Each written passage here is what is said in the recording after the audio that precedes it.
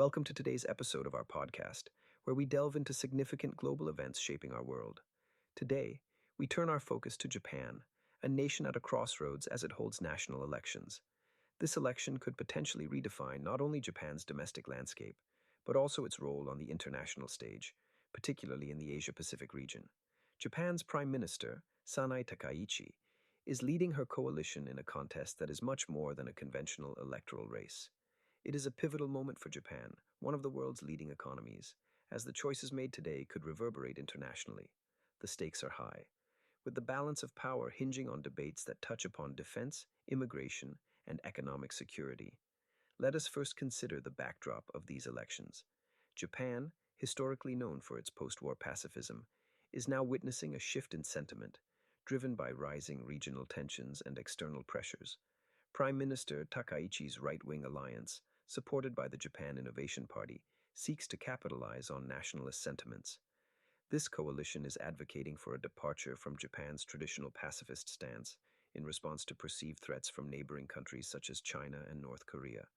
This election could see Japan adopting a more assertive security posture, aligning more closely with hawkish policies reminiscent of recent U.S. administrations. Prime Minister Takaichi has made it clear that her government intends to overhaul Japan's defense strategy.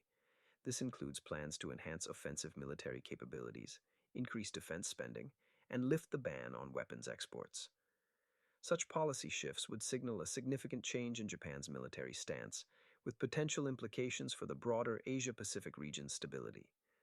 These proposed changes have ignited debates on the future of Japan's defense policies, with critics cautioning against abandoning the principles that have maintained peace for decades. In addition to security concerns, domestic issues such as immigration and economic resilience are at the forefront of this election. Japan, like many nations, faces challenges with immigration, economic stagnation, and technological advancement. Takaichi's campaign has proposed stricter immigration controls and measures to safeguard national security from espionage threats. These positions reflect a broader nationalist sentiment, which has found resonance among segments of the Japanese population disillusioned with globalist policies. As voters navigate these complex issues, severe weather conditions have added a layer of urgency and unpredictability. Record snowfall and road blockages in northern Japan have caused significant disruptions, potentially affecting voter turnout and election logistics. Yet, despite these challenges, Japan's election commission has assured the public of their preparedness, underscoring the resilience of the nation's democratic processes even amid natural adversities. Beyond Japan's borders, the outcome of this election carries substantial implications for international relations and economic dynamics. A decisive victory for Takaichi could signal a stronger alignment with U.S. policies, particularly concerning defense and trade, while posing a counterweight to China's influence in the region. Such a shift might also impact Japan's relationships with neighboring countries, notably South Korea, potentially testing alliances and diplomatic ties.